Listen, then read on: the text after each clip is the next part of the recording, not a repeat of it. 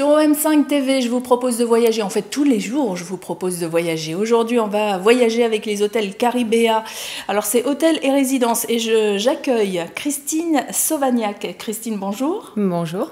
Alors, Christine, présentez-vous. Vous êtes, est-ce que je peux dire tahitienne? De cœur, oui. De sang, de cœur, oui. De vécu, de grandi, de passion, oui. Oui, certainement, oui. Et puis là, aujourd'hui, vous vous retrouvez dans les Caraïbes. Ah oui, oui, parce que je suis très attachée au soleil, à la mer et au peuple. J'aime les traditions, j'aime les vivre et c'est ce qui m'a porté et conduit vers la chaîne Caribéa. Et alors, ce groupe, c'est un groupe antillais. Absolument, ça respecte les valeurs qui me sont chères, c'est-à-dire travailler pour des personnes qui investissent dans le pays, qui protègent le peuple, qui mettent en valeur et mettent au service des clients l'immersion totale, un voyage dans le voyage. Et ça répond parfaitement. C'est une chaîne hôtelière 3 étoiles qui est née il y a à peu près 20 ans, 94, et de la volonté d'un homme qui aime son pays. Un Martiniquais. Tout à fait, un Martiniquais, passionné de la mer. Et donc cette chaîne est née de cette source, de cette force, et vraiment de cette volonté. Donc nous avons aujourd'hui un parc de à peu près 1000 chambres. Et nous répondons à toutes les demandes, c'est-à-dire des résidences hôtelières implantées. Oui, on peut y arriver en famille, c'est comme un appartement. Oui, complètement, avec des petites kitchenettes, donc une grande autonomie, avec des implantations qui sont diverses et variées, suivant les choix, les volontés. Nous avons une résidence à Tartane Trinité en pleine nature, coupée de tout, authenticité garantie, aussi bien terre que mer. Oui, rando. alors justement, l'idée du créateur de Caribéa Hotel, c'était de mettre en valeur son pays, j'imagine. Tout à fait. Est-ce qu'il a une politique particulière dans ses hôtels, par exemple, peut-être au niveau de l'embauche des salariés? Est-ce qu'il tient à ce que ce soit des gens du pays ou est-ce qu'il prend des gens d'ailleurs? Comment ça fonctionne en fait dans la chaîne? L'objectif est vraiment de mettre le client au cœur des priorités, donc un gros investissement en formation. Et effectivement, nous sommes, je dirais pas nous sommes, mais les cadres sont même pas pour la majorité. Nous sommes à peu près métropolitains, si on peut dire, si on peut s'exprimer comme ça, parce que une des directrices qui est métropolitaine à l'origine, qui vient de Marseille, ça fait plus de 25 ans qu'elle est au service de Caribéa d'ailleurs. Elle a fait à peu près tous les postes. Elle est complètement prise par la passion. C'est très affectif, Caribéa. Ça vous prend, ça vous prend. C'est une famille plus qu'un groupe, alors. Et oui, c'est vrai. Ça le définirait beaucoup plus comme tel. Et nous avons des directeurs, par exemple, de l'hôtel La Valmenière, qui est un hôtel d'affaires, parce que nous avons 2 hôtels d'affaires. Oui, j'allais y venir, parce que vous faites des résidences locatives, de l'hôtellerie normale et des hôtels d'affaires. 2 hôtels d'affaires, donc implantés à côté de Fort-de-France. Schœlcher est juste en parfaite cohérence avec l'aéroport. Alors, la différence, pour celles et ceux qui ne connaissent pas, la différence entre un hôtel et un hôtel d'affaires? Un hôtel d'affaires est très ciblé avec des salles de réunion et tous les équipements nécessaires pour répondre aux exigences professionnelles de cette clientèle. Il ne va pas être forcément aussi dans le même cadre? Alors, nous ne sommes pas forcément les pieds dans l'eau. Je crois que c'est vraiment le critère.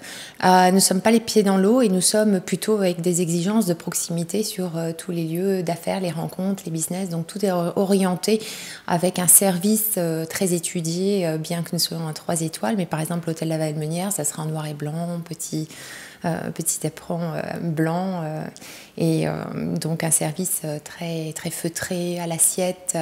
Alors il y a certains hôtels, moi j'arrive de Tahiti, il y a certains hôtels où dans les tenues ils essayent, même quand c'est une chaîne internationale, d'avoir une petite touche locale. Est-ce que là c'est pareil quand on arrive dans les hôtels, que ce soit résidence ou hôtel d'affaires ou hôtel normal du groupe, est-ce qu'on a la petite touche locale qui marque le fait que l'on est bien en Martinique ou en Guadeloupe, parce que vous avez des hôtels en Guadeloupe aussi. Nous avons un resort, et le resort est composé de 2 hôtels et d'une résidence, toujours sur un site. Donc le site est important et nous sommes avec un accès à la plage, une magnifique plage de sable blanc.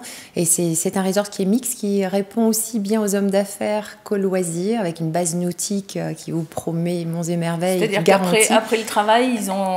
les pieds dans l'eau, ils peuvent partir. Mais c'est vrai que nous laissons, puisque tout le personnel, en dehors de quelques cadres, c'est vraiment du personnel recruté sur place. Et habillé localement? Alors, tout dépend de la cible. Encore une fois, un hôtel d'affaires, il y aura quand même une tenue réglementaire d'affaires. En revanche, plus neutre, une tenue plus neutre. Oui, on répond à nos exigences. En revanche, nous les laissons s'exprimer par ailleurs. D'accord. Alors, je comprends pendant que vous êtes en train de parler, parce qu'il y a un hôtel qui est ouvert depuis peu en centre-ville à Tahiti, et je me demandais pourquoi il n'y avait pas plus de marques du pays. Et vous répondez en fait à mon questionnement, parce que si c'est un hôtel d'affaires, c'est normal. En général, dans les hôtels d'affaires, on essaye de faire en sorte que ce soit un peu plus neutre, pas trop marqué un petit peu pays. Plus neutre. Tout à fait. Bien que ça change pas le sourire, l'accueil, la spontanéité et puis l'expression des uns et des autres.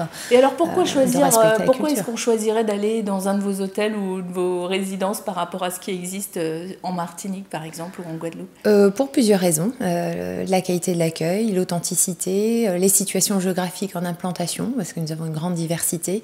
Nous avons également un grand choix de prestations, par exemple pour les resorts, le client est client du resort, même s'il choisit une résidence avec une grande autonomie, kitchenette, sans petit déjeuner, mais il traverse la route où il va, le bâtiment d'à côté, il bénéficiera de toute l'animation offerte par les hôtels qui font partie du resort, et puis la proximité aux plages face à la mer Émeraude, accès direct, à toute l'animation que nous mettons en place régulièrement tous les jours au service du client. Donc animation culturelle, animation culturelle, animation des choses comme ça. Événementielle également, beaucoup, parce que par exemple nous avons mené à Sainte-Luce, au resort de Sainte-Luce, un triathlon, toujours en accord avec des organismes, des associations sportives.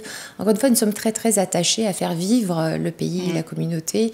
Nous sommes très connectés avec ce tissu économique et qui nous tient à cœur de participer, de mettre en exergue et après au choix du client de participer. Alors vous avez un client privilégié en ce moment, bon lui il est en Guadeloupe, c'est Jérémy Bayou. Tout à fait. Alors qui est ce monsieur? Ça fait partie de notre politique de partenariat d'animation et de participer à toutes les priorités données à ces destinations, en particulier la Guadeloupe, avec Jérémy Bayou qui est un skipper qui a gagné pour la 3e fois la course du Figaro.